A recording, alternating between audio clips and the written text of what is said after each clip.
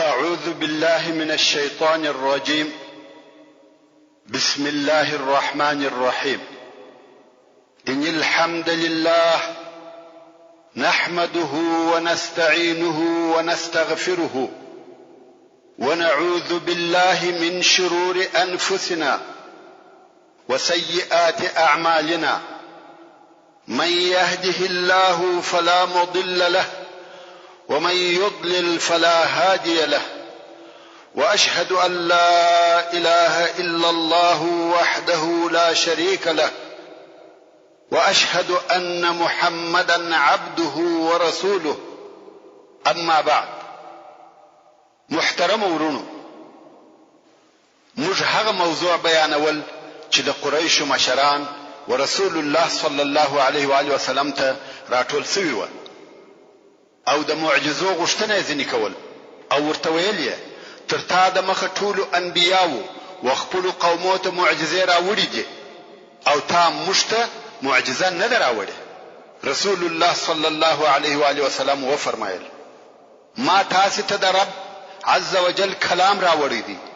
کفار ویل یا که ته غواړې چې موږ ستا دین ته داخل سو، نو تا ته دا معلومه ده چې زموږ مځکه د هر چا تر وطن تنګه ده، شاوخوا غرونه را باندې را ګرځېدلي دي، او اوبه هم هیڅ نه لرو، اقتصادي حالت مو ډیر تنګ دی. نو دې د خپل هغه رب څخه وغواړه چې ته په دغه رسالت را لېږلی یې چې دغه غرونه را څخه لرې کړي، او موږ ته داسې ولې او چینې وبهوي لکه د شام او عراق ولې، چې د هغه په واسطه موږ ته باغونه، زراعت او واشش نسی، او الله مغنیان کی، نو موږ به هم ستاسو څخه یو فائدہ ووینو. رسول الله صلی الله علیه و آله وسلم و فرمایل دا د الله جل جلاله کار دی، کې خوښه و دربې کی، او کې نه خوښه نه درکوي. کفار ویل یا محمد داسې نه کیږي، ته دا نسې کولای، موږ ته زموږ مړه پلرونه او نیکګان را ژوندي کړه، ښه دی چې موږ خپل پلرونه او نیکګان ووینو. او د هغو په جمله کې به قصي ابن کلاب هم وي. هغه یو صادق شیخ و چې موږ د هغه څخه ستا په باره کې پوښتنه وکړو چې دا ستا خبرې حق دي که باطل. رسول الله صلی الله علیه و آله وسلم وفرمایل مړي الله را ژوندي کوي، زه مړي نسم را ژوندي کولای. قریش ویل ګوره هیڅ نسې کولای، بیا هم ته وایې چې تا ته ملائکې راځي، موږ غواړو چې دغه ملائکې ووینو، ځانونه دې راښکاره کړي، د هغو په لیدلو به موږ ستا تصدیق وکړو. رسول الله صلی الله علیه و آله وسلم وفرمایل تاسې د ملائکو د لیدلو توان او طاقت نه لرئ، او دا هم د الله جل جلاله کار دی. کې اراده و د ښکاره به کې، او کې اراده نه و نسې لیدلی. کفار ویل یو کار دې هم ونه کړي، او دا چې ته غواړې چې موږ ستا متابعت وکړو، حال دا چې ته غریب یې، خلق د غریبانو متابعت نه کوي. نو که ته غواړې چې موږ ستا متابعت وکړو، د خپل رب څخه وغواړه چې باغونه او قصرونه، مریان او مالونه درکړي. کوم وخت چې ته غني سوې، بیا حق لري چې خلق ستا متابعت وکړي. رسول الله صلی الله علیه و آله وسلم وفرمایل د الله جل جلاله رسالت او نبوت بلکې ټول فضیلتونه په غنا پورې تعلق نه لري. مال سړی و الله ته نه نږدې کوي، بلکې تقوا او وحی دي چې انسان او رب سره نږدې کوي. نه زه دا کار کوم، او نه زه هغه څوک یم چې د خپل رب څخه دغه شیان غواړي. کفار ویل ښه، اوس خو دې زموږ د غوښتنو سره برابر یو کار هم ونه کوي، او ته همیشه موږ د الله په عذاب بیروي. نو اوس موږ و دغه عذاب ته تیار او آماده یو. اسمان را باندې ونړوه، ټوټه ټوټه یې کړه، را باندې را واچوه، چې موږ ستا عذاب ووینو، چې دا دې په وسه پوره دی که یا؟ رسول الله صلی الله علیه و آله وسلم وفرمایل دا هم د الله جل جلاله په اراده پورې تعلق لري. دلته نو قریش ورته وویل والله ته کاذب یې، هیڅ شی دې په وسه نه دی پوره، بلکې ستا استاد یو نفر دی چې نوم یې رحمان دی، او په یمامه کې اوسېږي. یمامه په جزیرة العرب کې یا خاصتا په نجد کې د یو ځای نوم دی او ته موږ د هغه سړي په عبادت سره امر کوي. قریشو به داسې ویل چې رحمان د الله جل جلاله د نومو څخه نه دی، لکه څرنګه چې دغه موضوع په باره کې الله عز وجل د سورة الفرقان په 8 نمبر آیات کې فرمایي: وَإِذَا قِيلَ لَهُمُ اسْجُدُوا لِلرَّحْمَنِ قَالُوا وَمَا الرَّحْمَنُ أَنَسْجُدُ لِمَا تَأْمُرُنَا وَزَادَهُمْ نُفُورًا. أَنَسْجُدُ لِمَا تَأْمُرُنَا وَزَادَهُمْ نُفُورًا.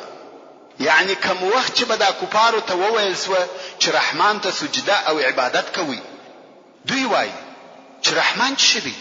آیا موږ به هر هغه شي ته سجده کوو چې ته مو امر کوي؟ او دغه د رحمان د نامه یادول د ایمان څخه د دوی نفرت ورزیاتوي. نو قریش وایي دغه د یمامې سړی چې نوم یې رحمان دی او تا ته تعلیم کوي او ته موږ د هغه په عبادت سره امر کوي، په والله موږ به هیڅ کله پر رحمان ایمان را نه وړو. دغه خبرو په آخر کې عبد الله ابن ابي اميه ابن مغيره چې د قریشو د مشرانو څخه وو ولاړ سو او ویل: یا محمد، هغه ټول شیان چې موږ درته وویل و هغه ټول ته عاجز سوې، هیڅ شی دی ونه کوي. زه خو ایمان نه در باندې راوړم، که څه هم ودی وینم چې په هوا الوتی او په دغه هوا کې اسمان ته ورسېږي او د اسمان څخه یو کتاب در سره راوړي او زه دغه کتاب په خپل لاس کې هم ونیسم، بیا هم ایمان نه در باندې راوړم او وایم چې ته ساحر یې. رسول الله صلی الله علیه و آله وسلم هیڅ نه وایي. آیا دغه خبرې جواب لري؟ بیا نور وویل: والله موږ پر تا ایمان نه راوړو تر څو چې الله ونوینو او ټول ملائکه ونوینو چې دغه الله ته راځي. کوم دا ولیده بیا نو ایمان راوړو، بل دغه څخه زموږ ایمان راوړل هیڅ امکان نه لري. رسول الله صلی الله علیه و آله وسلم دغه ټول خبرې اوري او چپ خله دی، هیڅ نه وایي. او بیا دغه سوال او جواب په باره کې د سورۃ بنی اسرائیل دغه آیاتونه نازل سو چې الله عز وجل فرمایي: وقالوا لن نؤمن لك حتى تفجر لنا من الارض ينبوعا.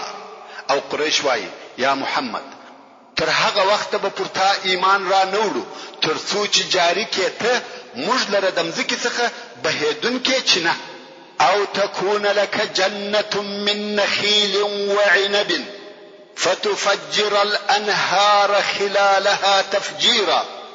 یاوی تعالی یو باغ د خرماو او انګورو او وبهوي ته په دا باغ کې ولې په بهولو سره او تسقط السماء كما زعمت علينا كسفا.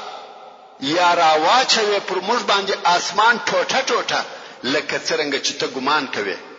او تأتي بالله والملائكة قبيلا.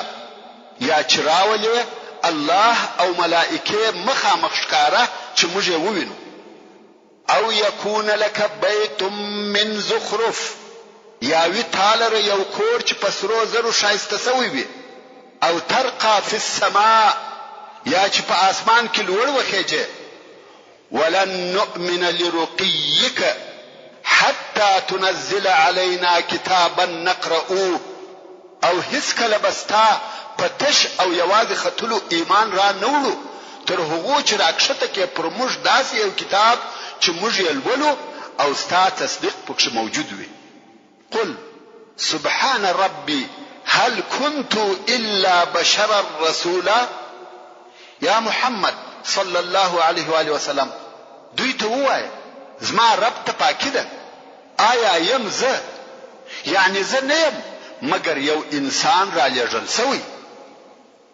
او بیا هم په دغه باره کې نور آیاتونه نازل سو کوم چې الله عز وجل په سورة الانعام کې فرمایي: لو نزلنا عليك كتابا في قرطاس فلمسوه بأيديهم لقال الذين كفروا إن هذا إلا سحر مبين.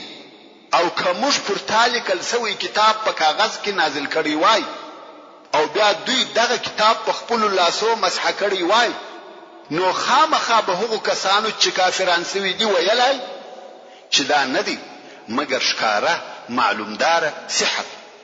وقالو لولا انزل عليه ملک، او کفار به ویل ولی پر د ملک نه نازلیږي، یعنی د اسمان څخه ولی ملک نور ترازی چې موږ یې ووینو. ولو انزلنا ملکا لقضي الامر ثم لا ينظرون، او که موږ ملک نازله کړی وای نو خامخا به د دوی د هلاک خبره فیصله سوی وای، بیا به دوی ته مهلت نه وای ورکول سوی. ورونو د آیاتو په ترجمه کې ډېرې خبرې او تفصیل شته، خو زه نه غواړم چې زموږ د سیرت النبي صلی الله علیه و آله وسلم مضمون و تفسیر ته واوړي، نو ځکه په مختصره او کوتاه ترجمه سره کفایت کوم.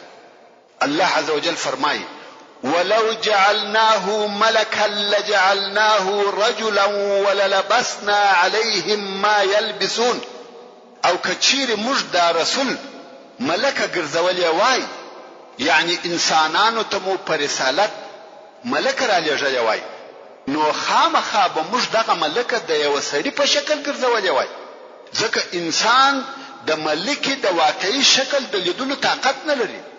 نو که ملکه د سړي په شکل سوی وای نو خامخا به موږ دوی په شک او شبهه کې اچولې وای، لکه دغه اوس چې دوی پکښې پراته دي.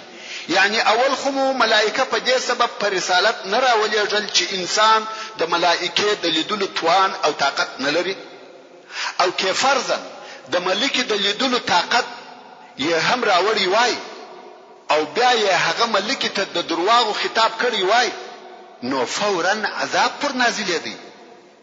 نو ملکه خو په دغه سببو نه راولېږل سوه، او که مو بیا چیرې ملکه د انسان په شکل او صورت کې رالېږلې وای نو دغه شک او اشتباه چې اوس یې پر تا کوي پر هغه ملکه یې هم کاوه. ورونو اوس خو درته معلومه سوه چې د سیرت معلومات او د رسول الله صلی الله علیه و آله وسلم په ژوند خبرېدل د قرآن مجید د معنا د پوهېدلو دپاره څونه فایده لري. که د رسول الله صلی الله علیه و آله وسلم د ژوند په دغه واقعاتو نسو خبر، د دغه آیاتو په ترجمه هم نسو پوهېدلی. ښه، دلته یوه پوښتنه پیدا کېږي چې رسول الله صلی الله علیه و آله وسلم د کفارو دغه غوښتنې ولې نه کړې ور سره؟ یعنی هغه شیان چې دوی غوښته رسول الله صلی الله علیه و آله وسلم ولې نه کړه ورته موجود، او معجزې یې ولې نه کړه ورښکاره؟ جواب د دې څو سبب و. اول، هغه انبیاء علیهم السلام چې رسول الله صلی الله علیه و آله وسلم د مخه و، آیا هغه خپل قومو ته معجزې نه کړې ورښکاره؟ موسی علیه السلام و فرعون او د هغه قوم ته نه معجزې ورښکاره کړې، او هر یوه یې تر هغه د مخنی معجزې لو او مشکله و. آیا هغه یعنی د فرعون قوم د دغه معجزو په لیدلو ایمان راوړي یا نه راوړي؟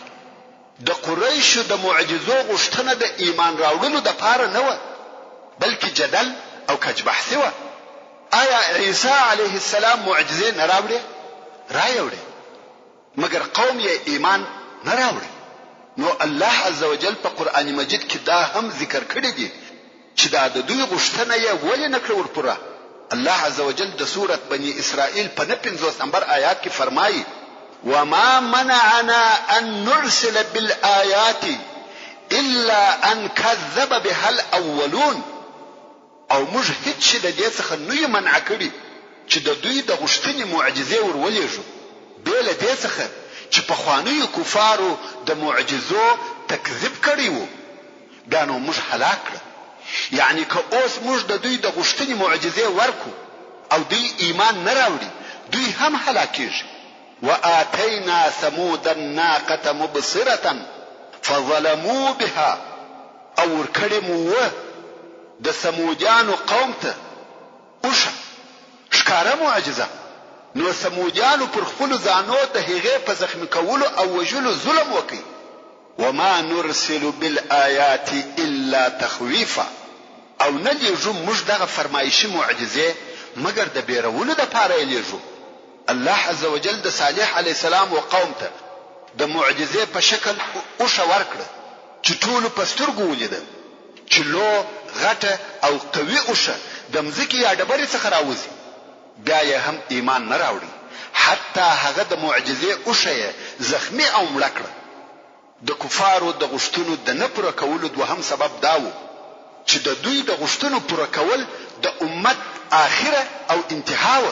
هغه داسې کوم وخت چې د رسول الله صلی الله علیه و آله وسلم او قریشو په مابین کې دغه بحث وسو، جبرئیل علیه السلام و رسول الله صلی الله علیه و آله وسلم ته راغلی او ویل یا رسول الله، الله جل جلاله را استولیم او فرمایي دوه خبرې دي، هر یو چې ستا خوښه وي هغه به وکړم.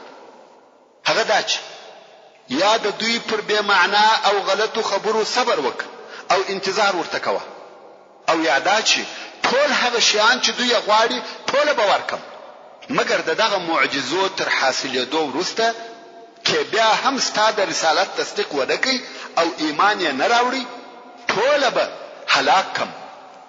اوس نو خوښ او اختیار ستا دی، یا به پر ټولو مشکلاتو بې معنا خبرو او ټولو آزارو کم چې وتا ته در رسیږي صبر کوي، او یا به د دوی غوښتنې ورکم چې بیا تر هغه معجزو وروسته انکار وکړي نو ټوله مکه هلاکیږي، لکه پر پخوانیو امتو چې قسم قسم عذابونه او خرابۍ نازلې سوي دي. نو یا رسول الله کومه خوا اختیاروي؟ رسول الله صلی الله علیه و آله وسلم وفرمایل صبر او انتظار ورته کوم، و الله عز وجل ته امید لرم چې د دوی په ورستنیو نسلو کې داسې څوک پیدا سي چې پر الله عز وجل ایمان راوړي. رؤوف او رحیم رسول الله صلی الله علیه و آله وسلم د الله عز وجل په قدرت او اراده دا کولای شوی چې د دوی ټول غوښتنې ورپوره کړي، مګر دا نو د امت انتها او آخري و، ځکه دا د نبی او امت په مابین کې آخري فیصله ده. واقعا هم پس له هغه څخه چې د امت د غوښتنو سره سم ټول معجزې ښکاره او موجود سي، بیا نو امت ته دوه لارې پاتې کیږي، یا به ایمان راوړي یا به انکار کوي. کې انکار وکړي الهي عذاب پر نازلېږي چې په دغه عذاب سره هغه قوم و انتها او آخر ته رسیږي. نو رسول الله صلی الله علیه و آله وسلم دا نه غوښته چې د دوی سره و آخري فیصلې ته ورسیږي، ویل که په دوی کې فایده نشته و اولادو ته امید شته، شاید په هغو کې مسلمانان پیدا سي، او واقعا هم داسې سوه. حتی د ابو جهل زوی مسلمان سو. په همدې سبب رسول الله صلی الله علیه و آله وسلم د صبر کولو او انتظار خوا اختیار کړ. اوس نو ابو طالب د بني هاشم او بني عبد المطلب یو ټولنه جوړوي.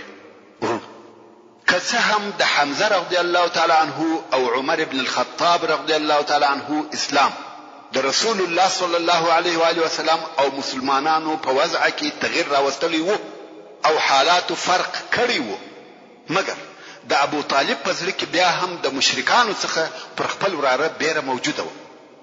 د هغه تیرې سوي واقعې په یاد وي چې یو وار مشرکانو ورته ویل د وراره څخه د لاس واخلي، او بیا یې ویل وراره دې په عماره ابن الولید را سره بدل کړ چې موږ یې ووژنو، او بیا ابو جهل د وراره د وژلو په نیت هغه لوی ډبره ور واخیسته، او عقبه ابن ابي معيط د وراره د سجدې په وخت کې په پټو سره تر داسې اندازې خپکې چې قریبه و چې وی وژني، او بیا عمر ابن الخطاب د وراره د وژلو د پاره تور راخسته و. ابو طالب په دغه واقعاتو کې فکر کاوه او د هغو څخه د داسې شر بوی راپورته کېدی چې د زړه به ورېږداوه، او دا د سره ثابته و چې مشرکان د وراره په باره کې د سره غدر او خیانت کوي، او د وراره د وژلو قصد او اراده لري، او که یو د مشرکانو څخه د پرواره یو ناګهاني حمله وکي او وی وژني، هلته نو حمزه او عمر یا بل څوک کومه فائدہ نشي رسولای. دا فکرونه د ابو طالب په زړه او دماغ کې په یقیني ډول سره ورګرځید، او دا ټول حق و، ځکه واقعا مشرکانو پر دې اتفاق کړی وو چې رسول الله صلی الله علیه و آله وسلم په ښکارا سره ووژني، او دغه د مشرکانو اتفاق ته د الله عز وجل په دې قول کې اشاره ده کوم چې د سوره الزخرف په 9 نمبر آیات کې فرمایي ام ابرموا امرا فإنا مبرمون، یعنی کفارو د رسول الله صلی الله علیه و آله وسلم په خلاف یو کار جوړ کړی او محکم کړی دی او موږ هم د خپل تدبیر محکم کوونکیو. نو ابو طالب دغه افکارو په مقابل کې څه وکړه؟ خپل کورنۍ چې د هاشم او مطلب اولاده و سره راټول کړ. هاشم او مطلب دوه ورونه دي چې د عبد مناف زامن او ودغه کورنۍ ته وویل موږ او تاسو په ټولو باید د محمد صلی الله علیه و آله وسلم ساتنه وکړو او مشرکانو ته دا موقع ور نکو چې د کم آزار او تکلیف ور ورسوي. د خلقو ټولو که مسلمانان او که کفار د هغه عربي جوار یا قومي ساتنې په سبب دا غوښتنه ومنل. بل ابو لهب څخه چې هغه د نور قریش پر طرف سو او نور ټول په اتفاق سره د محمد صلی الله علیه و آله وسلم د ساتنې او حفاظت ذمہواری پر ځان قبول کړ. اوس نو تر څلورو هفتو په لږه یا کمه موده کې مشرکانو ته څلور لوی حادثه پیښ شوې. اول د قریش شریف او قوي پهلوان حمزه رضی الله تعالی عنہ مسلمان شو. دوهم عمر ابن الخطاب چې معرفي کولو ته ضرورت نشته مسلمان شو. دریم رسول الله صلی الله علیه و آله وسلم د مشرکانو پیشنهاد یا وړاندیز د قران مجید په آیاتو ورت کړ. څلورم بني مطلب او بني هاشم ټول په اتفاق سره که مسلمانان و که مشرکان د رسول الله صلی الله علیه و آله وسلم طرفداري او د هغه ساتنه اعلان کړ. مشرکان په حیرت کې شو او دا یې هم حق وو چې په حیرت کې سي. دوی پوسو کومج د محمد صلی الله علیه و آله وسلم پر وجلو اقدام وکړو د مکه شیلې به زموږ په وینو سره وبهیږي او ممکن زموږ نسل ختم سي. کوم وخت چې مشرکانو ته دغه حقیقت ور معلوم سو نو یې د رسول الله صلی الله علیه و آله وسلم وجل پریښول او یو بل ظلم ته لاس واچاوه چې تر پخوانیو ظلمو ډیر سخت او اشد. د قریشو یو ډیره لوی ډله سره راټول شو او پر دې قسمونه یاد کړل چې هیڅوک به د بني هاشم او بني مطلب سره که مسلمان وي که کافر او د هغو کسانو سره چې د بني هاشم او بني مطلب څخه نه دي خو مسلمانان سوي دي هیڅ قسم معامله نه کوي. نه به ښځه ځینې غواړي نه به ورکوي، نه به شی ځینې رانیسي نه به پر خرڅوي، نه به څوک ورسره کښیني نه به خبرې ورسره کوي، حتی سلام به نور اچوي، نه به د دوی کورو ته ورځي او نه به خپل کورو ته پرېږدي تر څو چې محمد صلی الله علیه و آله وسلم و دوی ته د وژلو د پاره ور تسلیم نکړي. او دغه فیصله د پاره یو ورقه ولیکل چې په هغه ورقه کې عهدونه او وعده وي چې د بني هاشم سره به هیڅ وخت د صلح خبرې نه کوي او نه به صلح ځینې قبلوي تر څو چې محمد د وژلو د پاره را تسلیم نکړي. او دا ورقه یا تعهدنامه د قریش ټول مشرانو امضا کړه. ابن قیم رحمه الله وایي چې دغه تعهدنامه منصور ابن عکرمه ابن عامر ابن هاشم ولیکل او څوک بیا وایي چې نضر ابن الحارث ولیکل. خو صحیح خبره دا ده چې بغیظ ابن عامر ابن هاشم ولیکل او رسول الله صلی الله علیه و آله وسلم شرع ورته وکړه او لاس یې شل شو. دغه تعهدنامه یا مقاطعنامه په سر کې داسې ولیکل شو بسمک اللهم او بیا د تعهدنامه نور ماده ولیکل شوې چې پکې لیکل شوی و هیڅوک به د بني هاشم او بني مطلب او نور هغه کسانو سره چې مسلمانان شوي دي درانیولو او خرڅولو معامله نه کوي، نه به شی ځینې رانیسي او نه به پر خرڅوي، نه به ښځه ځینې غواړي نه به ورکوي او دوی ته به هم اجازه نور کول کیږي چې خوراکي مواد د مکه مکرمه د باندې څخه رانیسي، نه به څوک خبري ورسره کوي او نه به کورو ته پریږدي. کامل انحصار او پر مقاطعه ولیکل شو او تعهدنامه د نن په کعبه شریفه کې وځړول. ابو طالب وبېریدی چې قریش د بني هاشم او بني مطلب او هو کسانو چې د دوی پر طرف دي پر ضد ډېر ټینګ اتفاق او اتحاد وکړي. نو ابو طالب هغه کسان چې د او د رسول الله صلی الله علیه و آله وسلم پر طرف و راټول کړ او د مکې مکرمه تر ښار د باندې ووته. دا د پاره د دې چې دوی سره یو ځای وي او په خپل مابین کې کومک او تعاون سره وکړي. د مکې مکرمه په بل ځای کې واړول چې هغه ځای ته شعب ابي طالب ویل کیږي. یو د بل کومک کوي او په دې امید دي چې دغه مقاطعه او انحصار څخه خلاص. او هلته د قریشو د طرفه مقاطعه او انحصار په ډیر شدید ډول سره شروع شو. او دې انحصار یا مقاطعه 3 کاله دوام وکړ. 3 کاله او د دوی دا حال دی چې نشي رانیولای شي او نه خرڅولای شي. هیڅوک شي نه پر خرڅوي. حتی که د مکې مکرمه د باندې څخه نور تجار راسي، قریش نه پریږدي چې پر دوی شي خرڅ کړي. او کبه چیرې د بنی مطلب یا بنی هاشم څخه یو څوک راسي چې یو شی رانیسي، قریش به هغه شی په 2 چند قیمت د هغه تاجر څخه راځي. د پاره د دې چې د مسلمانانو ولاسته شی ورنسي. مسلمانان مال لري مګر شی نسی پرانی ولای، او د امن د طرفه هم نه و په امان. د خپل ضرورت د شیانو درانیولو د پاره هم د شعب ابي طالب څخه نسی راوتلای. بل هغه حرام او میاشتو څخه کوم چې په حقوق کې جنگ او تجاوز حرام. تر داسې اندازې چې ابو طالب پر رسول الله صلی الله علیه و آله وسلم بیردی چې څوک د شپې ونه وژني. نو کوم وخت چې بشپسوه او خلق بخپل د خوب بستر ته تله، ابو طالب به هم رسول الله صلی الله علیه و آله وسلم ته وویل ورسه پر خپل ځای دی پریوسه. دا د پاره د دې کچا د صلی الله علیه و آله وسلم د وجلو اراده کړی وي هغه به وویني چې رسول الله صلی الله علیه و آله وسلم هلته پریوتی. کوم وخت چې به خلق بدسوه بیا به ابو طالب د خپل زامنو یا ورونو څخه یو څوک امر کوي چې ورسه ته د محمد صلی الله علیه و آله وسلم په ځای کې پریوزه، او رسول الله صلی الله علیه و آله وسلم ته ویل ته ولارسه د په بستر کې پریوزه. سبحان الله.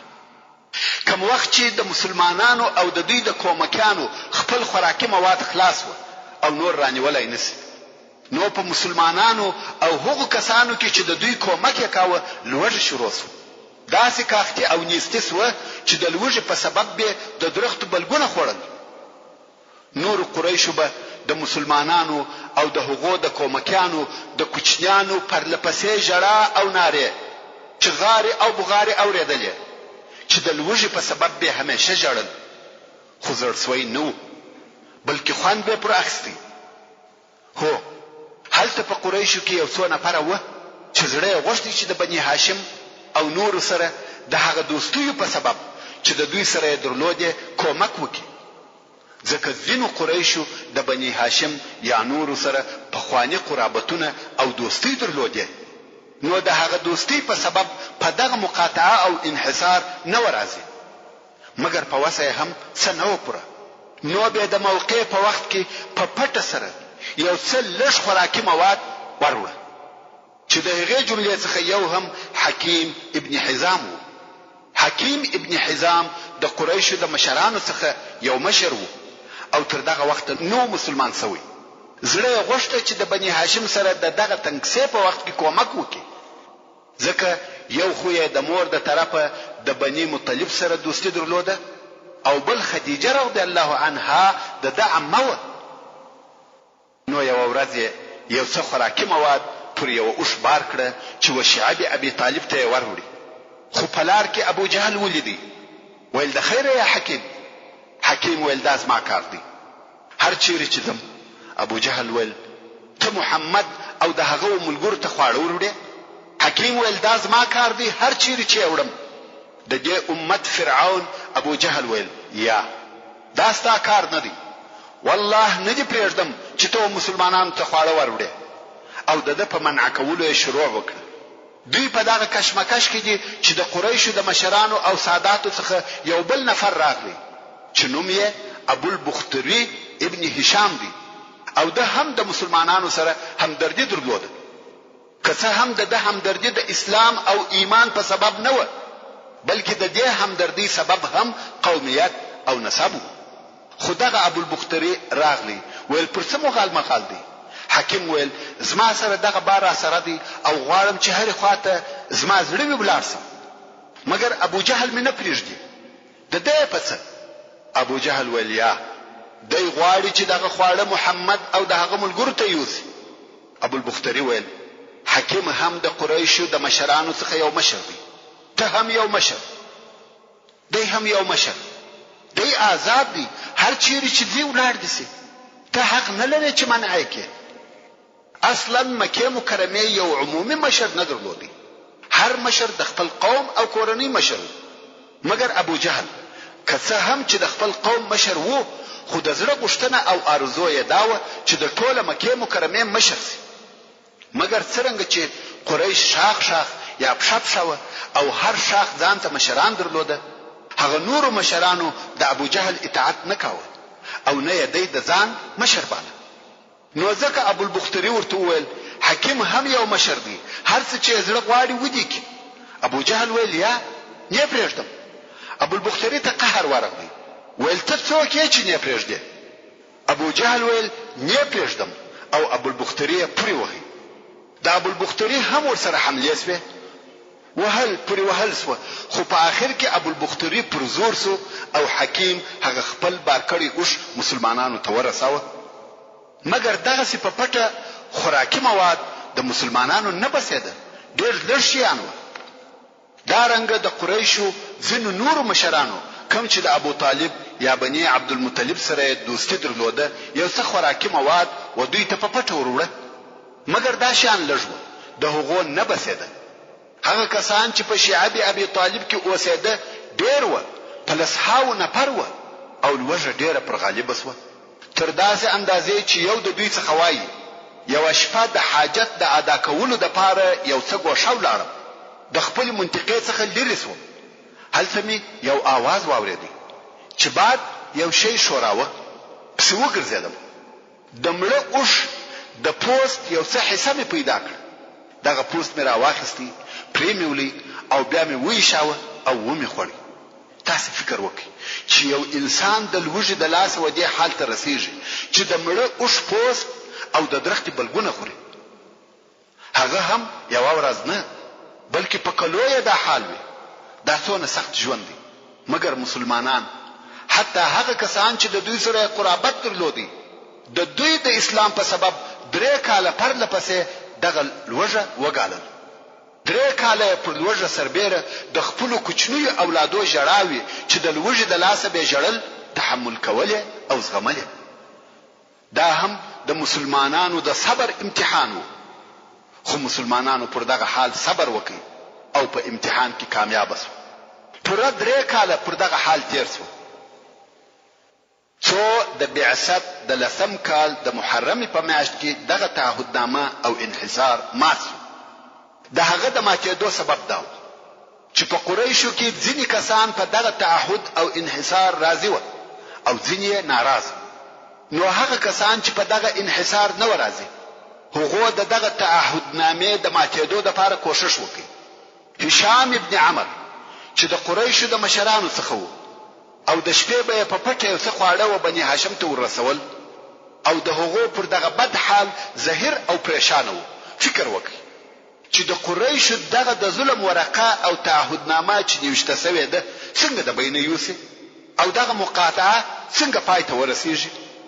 د دې کار د لپاره عزم وکړي چې دا مقاطعه باید لري او پای ته ورسیږي. نو زهیر ابن ابي اميه المخزومي ته ورغلی چې د هغه مور عاتکه بنت عبد المطلب و. نو یې ورته وویل یا زهیر، آیا ته راضي چې ته خواړه وخوره او اوبه وڅښې او ستا د ماماګانو دې هغه حال وي چې ته په خبرې؟ زهیر ویل یا نه یم راضي. هشام ویل هو باید پر راضي هم نسو. 3 کاله کېږي چې دغه خلق په لوږه اخته دي. موږ یې د شپې او ورځې د کوشتیانو ژړاوي اورو چې د لوږې ژاړي او بیا هم چپیو. دا خلق زموږ قوم، زموږ وینه او زموږ ځان دي. زهیر ویل نو څنګه وکم؟ قریشو دا اتفاق کړی دی. هشام ویل زه غواړم چې دغه ورقه د بینه یوسم. زهیر ویل زه او ته 2 نفر یو، دا کار مو په واسه نه دی پوره. بیل ما او تاسو خپل څوک هم ستا چې دغه مقاطعه مخالفه وي؟ هشام ویل یا فقط زه او ته یو. زهیر ویل 3 نفر هم راته پکار دي.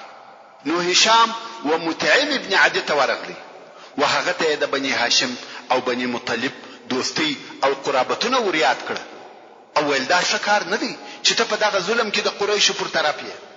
مطعم ول زه یو نفر یم څه نسم کولای. هشام ول دوهم نفر می هم در پیدا کړی دی.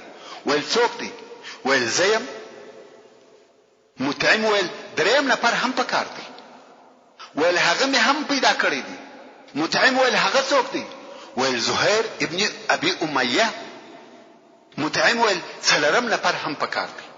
نو هشام ابن عمرو و ابو البختري ته ورغلی. هغه ابو البختري چې د ابو جهل سره د حکیم د اوش په باره کې وهل او ټکول کړو. هشام په هدي چې ابو البختري پر بني هاشم مهربان دی و هغه ته هم هغه خبري وکړي چې مطعم ته کړی وي. ابو البختري ویل آیا بل څوک هم ست چې په دغه کار کې زموږ کومک وکړي؟ هشام ویل هو، زهير ابن ابي اميه، مطعم ابن عدي او زستاسي سره. ابو البختري ویل پنځم نفر ته هم ضرورت ده چې پنځوسو قوت به مزیات. هشام و زمعه ابن الاسود ابن مطلب ته ورغلی. دا هغه سره خبري وکړي. د بني هاشم قرابتونه ورياد کړه، د هغو حقوق ورته بیان کړه او ویل ته په دغه حالت راضي چې قوم دې د لوږې مري. زمعه ویل آیا دغه کار ته چې ته ما ور بوله بل څوک هم را سره سته؟ هشام ویل هو. د هغه نورو ملګرو نمونه یې ورياد کړ. زمعه ویل هو. اوس صحیح ده، دا پنځه نفر په حجون کې چې د یو ځای نوم دی سره یو ځای شو او دغه صحیفه یا تعهدنامه د ماتولو د پاره عهد او وعده وکړه. زهير ویل اول زه شروع پکوم، یعنی اول هغه څوک چې د قریشو په حضور په دغه باره کې خبري کوي هغه زیم. شپه تیر شوه. په سهار کې د قریشو مشران او سرداران او نور قریش د کعبه شریفه پر شاوخوا د خپل مجلسو په ځایو کې ناست چې زهير د کور راووتی ښه او ګران قیمته لباس یې اغوستی دی. پر کعبه شریفه وواره طواف وکي او بیا یو خلکو ته مخ راواړه. ویل یا اهل مکه آیا موږ خواړه خورو، کالی اغوندو او بني هاشم هلاکیږي، نشي پر خرڅیږي او نزین رانیول کیږي. والله زتر هغو نکشنم ترڅو دغه ظالمه ورقه دغه د دوستۍ قطع کون کې ورقه سری نسی. 3 کال کیږي چې دوی خواړه نه لري او وږي ګرځي. والله دا پیغور به مشتتر ابد پاتوي. ابو جهل چې د حرم شریف په یو طرف کې ناست وو ولاړ شو. ویل درواغ دی وویل والله دا عهدنامه نصر الکیږي. دا هغه عهد او اتفاق دی چې ټول قریشو کړی دی او وعده کړی ده چې دا مقاطعه به تر هغو جاری وي څو مسلمانان زموږ دین ته راوړي. زمعه ابن الاسود ولاړ شو. ویل والله یا ابا جهل ته ډېر درواغجن یې. موږ په دې عهدنامه د هغې د لیکلو په وخت کې هم نه راځي او دا باید سیرس. ابو جهل وایي والله نصر الکیږي. ابو البختري ولاړ شو. ویل زمعه رښتیا وایي موږ نه په دغه عهدنامه راځي یو او نه منو. ابو جهل غواړي چې د ابو البختري جواب وایي چې مطعم ابن عدي ولاړ شو. ویل تاسو رښتیا وایاست او هر څوک چې دغه مخالفه خبري کوي هغه دروغ وایي. موږ د الله په حضور کې دغه عهدنامه او کم څه چې پکې لیکل شوی دي بری او بیزار یو. ابو جهل دغه جواب ته ځان جوړاوه چې هشام ابن عمرو ولاړ شو او دغه قسم خبري وکړي. اوس نو کم څوک چې دا حالت ویني یو د 5 په مقابل کې دلایل وایي. ابو جهل وایي دا عهد باید نسمات او مقاطعه باید نور هم دوام وکړي. مګر دوی 5 دي که څه هم بل څوک د دوی پر طرف نشته خو دا 5 منظم او د مخه پلان جوړ کړی دي. 5 منظم نفر کولای شي چې پر 500 غیر منظم نفرو غالب شي. ابو جهل عاجز پاتې شو. ول دا پلان د شپې لا جوړ شوی دی. بل دغه ځای په بل ځای کې مشورې شوې دي. دغه خبرو په وخت کې ابو طالب د حرم شریف په یو طرف کې ناست او دا خبرې اوري. ابو طالب ولی او د چیش لپاره دلته راغلی و؟ هغه خو په دې موضوعات نو خبر. د هغه دراتلو سبب بل شی و. هغه دا چې الله عزوجل خپل رسول صلی الله علیه و آله وسلم ته دغه صحیفه یا ورقه په باره کې معلومات ورکړ چې په هغه عهدنامه کې ټول هغه ځایونه چې په هغه کې ظلم او د صله رحمي قطع کېدل لیکل شوی دي هغه ټول وینو خوړلي دي بل هغه ځایو څخه چې په هغه کې د الله جل جلاله نوم لیکل شوی دی رسول الله صلی الله علیه و آله وسلم دغه خبر وخپل اکا ابو طالب ته وویل ابو طالب ورته وویل آیا ستا رب ته په دغه خبر کړی یې رسول الله صلی الله علیه و آله وسلم ویل هو او اوس ابو طالب د یو څو نفرو سره راغلی دی چې دغه خبر و قریش ته وایي د مخه تر دغه مناظره او مناقشه ابو طالب و قریش ته دا خبر وایي چې زما وراره دغه راته ویلي دي او هغه هیڅ کله درواغ نه وایي اوس تاسو وګورئ که خبره داسې ولکه هغه چې وایي نو وښسي او دغه خپل بدی رأی څخه تیر سي په والله تر هغه به نو کو در تسلیم چې یو نفر مو پاتوي او که هغه خلاف ویلی و زبر تاسو او دای سره پرېږدم بیا نو څه چې مو خوښوي هغه ور سره وکړي قریش ول ښه او د انصاف خبره دی وکړه خو په دغه وخت کې دغه بل خبره شروع شوه پس له هغه څخه چې دغه 15 نفرو او ابو جهل په مابین کې هغه سوال او جواب وسو مطعم ابن عدي وكعبي شریف تننوتی چې هغه عهدنامه را واخلي او سری کی ویل د چې عهدنامه ټوله وینو خړلې ده بل هغه ځای څخه چې بسمک اللهم او یا بل کم ځای چې د الله جل جلاله نوم لیکل شوی وو هغه پر خپل حال پاتو نور ټوله عهدنامه نو وینو خړلې وو دغه وخت څخه د عهد او اتفاق انحصار او بندیز مات شو رسول الله صلی الله علیه و آله وسلم او د ټول ملګری د شعب ابي طالب څخه راووته او خپل کورو ته ولاړ خدلته کفارو د رسول الله صلی الله علیه و آله وسلم د نبوت د علامو څخه یو ډیره لو علامه ولیده چې هغه د عهدنامې په حال خبرېدل و مګر لکه څنګه چې الله عز وجل فرمایي وَإِن يَرَوْا آيَةً يُعْرِضُوا وَيَقُولُوا سِحْرٌ مُسْتَمِرٌ يعني ككفار د الهي قدرت یو دلیل وویني مخزنی اړوي نیمني او وای دا سحر دی دلته هم دغه د نبوت لوی دلیل نومني او نور هم کفر پر کفر زیات دغه مقاطعه او بندیز پس له 3 کاله په دغه شکل سره پای ته ورسېده مګر دغه موده ډیر سخت او مشکل ژوند 3 کاله پرله پسې ټول مسلمانانو او د دوی دوستانو یا طرفدارانو دغه لوجه او د وړو ماشومانو جړاوي وزغملې دا د چیش لپاره ډیره مهمه پوښتنه ده په معقول او منصف جواب سي ته وګرځه د رسول الله صلی الله علیه و آله وسلم ژوند په دغه ډول تیرېدی قسم قسم آزارونه پرله پسې لوجه سپکې او نالایق خبرې د اهل او متابعینو پرله پسې ظاهرول او عذابونه ورکول د دنیوي امورو لکه پیسې امریت او داسې نور بشري غوښتنو پیشنهادونه خو رسول الله صلی الله علیه و آله وسلم وهیڅ شته نه تسلیم سو او نه خپل دعوت پرېښاوه بیا هم صبر او صبر کاوه دا ولی خیر رسول الله صلی الله علیه و آله وسلم د خپل ټول ملګرو سره د شعب ابي طالب څخه راووتی او پر هغه خپل قسم یې دعوت کاوه او قریش که هم بندیز او انحصار یې پای ته ورساوه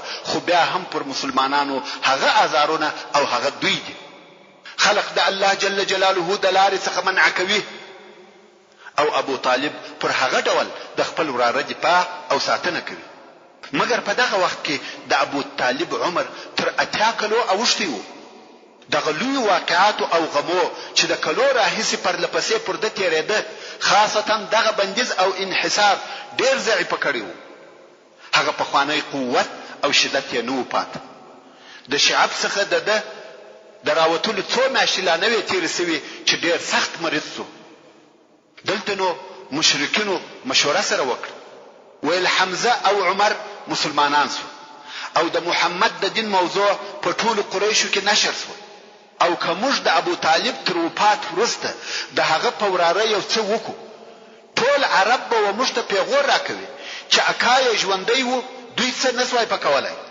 او اوس چې اکای وپاسو نو یې پر هغه راواچول محترم ورونو زموږ د بحث پاتې حصه به ان شاء الله تعالی په راتلونکي کې واورئ. سبحان ربك رب العزة عما يصفون وسلام على المرسلين والحمد لله رب العالمين. أتاك المركز الصيفي فحياك فحياك أتاك بكف د انسان تر ټولو لوی ضرورت تعلیم أتاك المركز الصيفي فحياك او تر ټولو غوره تعلیم اسلام بكفه الخيرات من الخيرات اوس له تعلیم الاسلام رادیو څخه صحبه الأخيار جدوا للعلا سعيا ينادي 100.و FM کندهار ينادي